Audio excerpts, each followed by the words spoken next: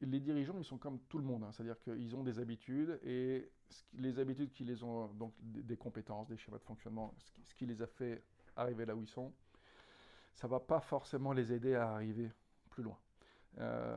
Donc il va falloir réinventer quelque chose. Et en situation de stress, le danger pour eux, c'est qu'ils fassent plus ce qui les a amenés jusque-là, plutôt que de réinventer des choses nouvelles. Réinventer des choses nouvelles, ça ne veut pas dire dégager, hein, ça veut juste dire réinventer des choses nouvelles. Donc ça peut être quelque chose de tout bête, comme j'évoquais tout à l'heure, de quelqu'un qui a du mal à gérer la relation avec le président. Donc d'être capable de gérer ce type de situation, ce type de mise en tension permanente sans devenir fou. Euh, Ça peut être faire en sorte que le stress ou les soucis, justement, ne l'emportent pas. Parce que quand on est un dirigeant, on donne le ton cognitif, émotionnel, le type d'intelligence à tout le monde. Parce qu'on est en acte un type de personnalité, un type d'attitude face au monde, et que probablement on va diffuser inconsciemment ça à tout le monde. Et que si on ne sait pas gérer son stress, et que si justement on n'arrive pas à prendre le bon recul, on va transmettre ça à tout le monde. Bref, donc on a tous des limites au sens de choses qui se déclenchent automatiquement en nous, et qu'on a besoin d'inhiber pour être capable de nouveau d'être dans le présent et de s'ouvrir à ça. Et de en permanence recréer des choses nouvelles en s'assurant que ce qu'on fait est pertinent. Alors, il y a un truc spécifique qui me paraît important avec les dirigeants, c'est que quand on est opérationnel, je pense qu'il y a une proportionnalité entre la quantité d'input et la quantité d'output. C'est-à-dire qu'on met plus d'efforts, on a plus de résultats. On met plus d'intensité, on produit plus de choses. On va plus vite, on peut faire plus de choses. Donc il y a une proportionnalité entre les efforts qu'on met et les résultats qu'on obtient. Quand on est dirigeant, on rentre dans un monde un peu différent pour moi, où en 20 secondes, on peut prendre une décision qui plante la boîte pendant 2 ans, ou qui fait réussir la boîte pendant 2 ans. C'est-à-dire qu'on n'a plus cette proportionnalité linéaire entre les efforts qu'on met et les résultats qu'on obtient. On passe dans un monde non linéaire.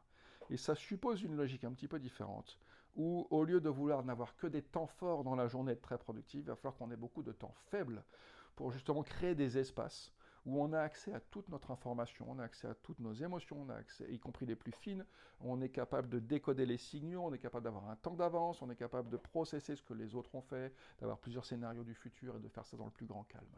Et ça, c'est une forme de temps faible, parce que comme nos décisions ont beaucoup de conséquences, il va falloir avoir la plus grande pertinence et la plus grande qualité de décision. Donc on va être en rupture avec certaines logiques qu'on aurait pu avoir avant. Et pour moi, dans la pyramide qu'est une entreprise, et les deux types d'employés qui sont en contact du réel, ce sont les dirigeants et la base. La base, elle gère avec là où le réel est difficile, là où on doit gérer les clients, là où les machines tombent en panne, là où l'entreprise est en contact avec la réalité. Et tout en haut, on prend les décisions qui vont décider de ce que sera l'entreprise demain en fonction des logiques de marché, de la concurrence, des possibilités technologiques, etc. Et tout l'intérieur de la pyramide sert à faire remonter les informations du terrain de la façon la plus fiable ou la moins distordue possible en haut, et de faire descendre les instructions d'en haut de la façon pareille, la plus homogène et la plus fiable possible. Mais les deux qui sont en contact du réel, qui ont besoin de cette créativité-là, de cette disponibilité, de cette attention, c'est en bas et tout en haut. Et donc quand on est dirigeant, en général, on est passé par la pyramide. Le challenge pour moi quand on est dirigeant, c'est de ne pas avoir été détruit par le milieu de la pyramide, mais par le type d'attitude, de conformisme, de docilité vis-à-vis des règles, etc., qu'on apprend à l'intérieur de la pyramide, parce qu'à un moment, il va falloir penser tout seul, à un moment, il va falloir être capable de penser en rupture, et il va falloir avoir un rapport neuf à la réalité, sinon on ne sera pas bon. Et donc ça, c'est un des gros challenges où il va falloir changer des choses qu'on a peut-être apprises pour survivre ou pour même prospérer dans une partie de sa carrière et être capable de mettre en place une nouvelle logique quand on est dirigeant. Il ne faudrait pas. C'est-à-dire que je veux dire, les opérationnels, ils sont en contact avec la réalité opérationnelle, mais avec un micro bout de réalité, quoi. C'est-à-dire que l'hôtesse de l'air, elle est en contact avec 3 clients, etc. Le dirigeant, il est en contact avec la réalité de j'ai eu 2 millions de clients pendant l'année, j'en aurai 3 millions l'année prochaine, le marché des fournisseurs, il est comme ci, comme ça. Donc certes, c'est une réalité abstraite, auxquelles on a accès par des synthèses, un peu comme des scientifiques, qui ont accès non pas à chaque relevé, mais à la somme de tous les relevés. Mais ça reste un accès à la réalité. Et il faut que ça soit un accès à la réalité. Donc après, il y a un enjeu, effectivement, c'est que tout cet empilement de représentations, par exemple en comptabilité, on va compter chaque opération individuelle, on va les agréger, etc. Et ça va faire un compte de résultats et un bilan.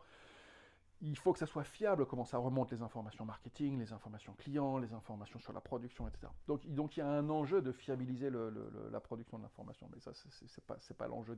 C'est un des enjeux des dirigeants de produire des données qui vont leur donner un accès à la réalité, qui vont prendre des décisions qui sont axées sur une réalité réelle et pas une réalité imaginaire. Ouais, enfin, on peut aussi dire que c'est la façon aussi certaine d'échouer, hein, puisque le monde est changeant.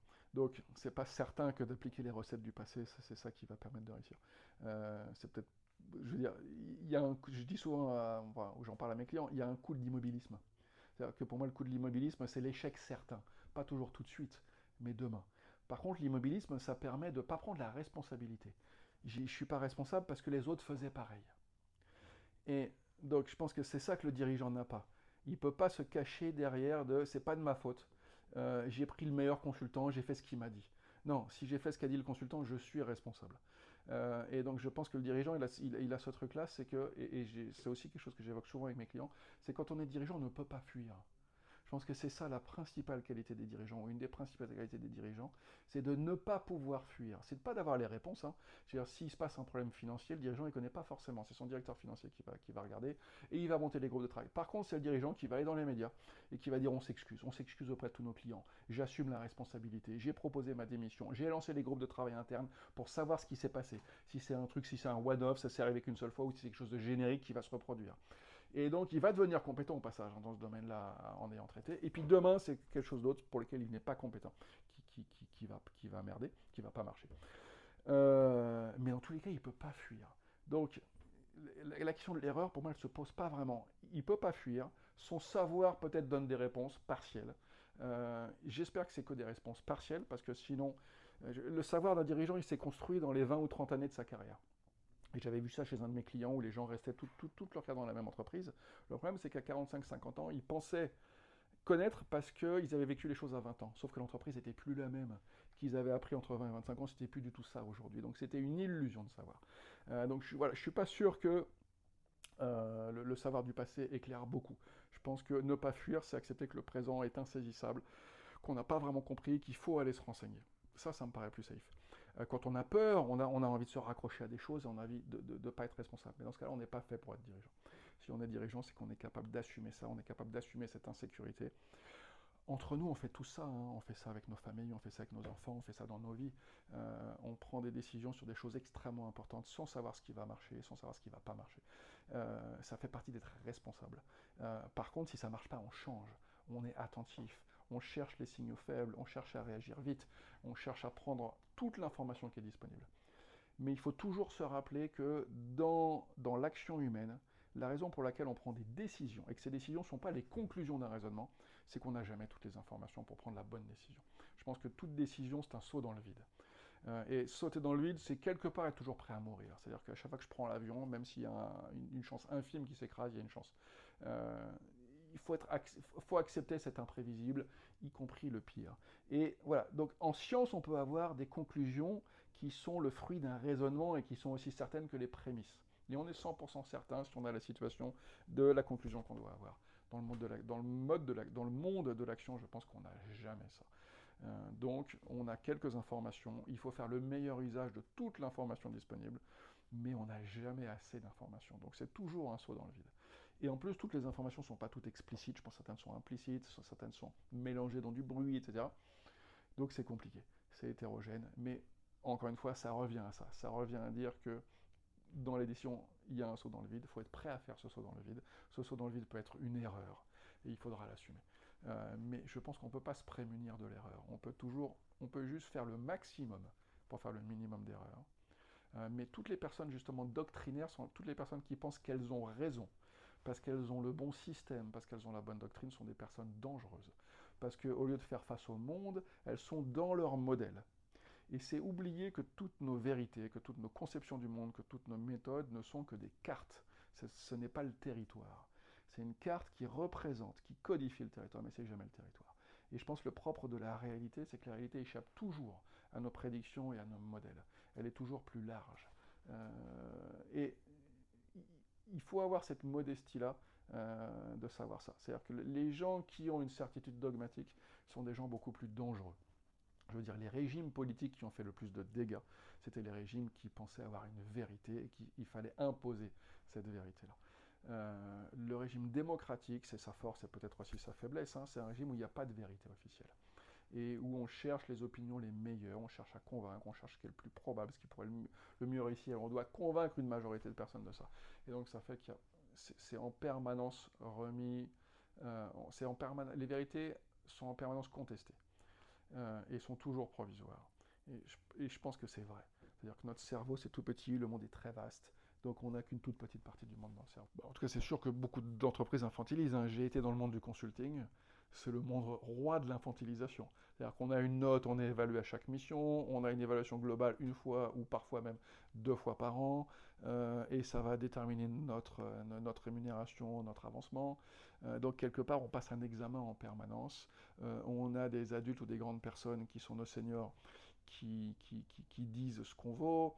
Donc oui, je pense qu'une des grandes caractéristiques des consultants, c'est d'être infantilisé toute sa vie. Et que dans le monde réel, on a besoin de gens qui soient plus adultes que ça. Les consultants sont super, hein. Je pense que c'est des gens qui permettent à la bureaucratie de ne pas s'arrêter dans son propre immobilisme et dans ses propres défauts. Donc ça demande beaucoup d'agilité, ça demande plein de qualités. Mais ce ne sont pas eux qui prennent les décisions. Et donc, comme tu le dis, je pense que les décisions doivent être prises par des adultes, et c'est difficile, et il y a une incertitude qui est liée à ça, il y a des qualités émotionnelles qui sont liées à ça. Les qualités émotionnelles produites par j'ai jamais le droit de rater une mission, j'ai pas le droit que le client soit pas content, etc., ne sont pas des qualités émotionnelles qui vont produire une pensée en rupture et qui vont renouveler les cadres intellectuels.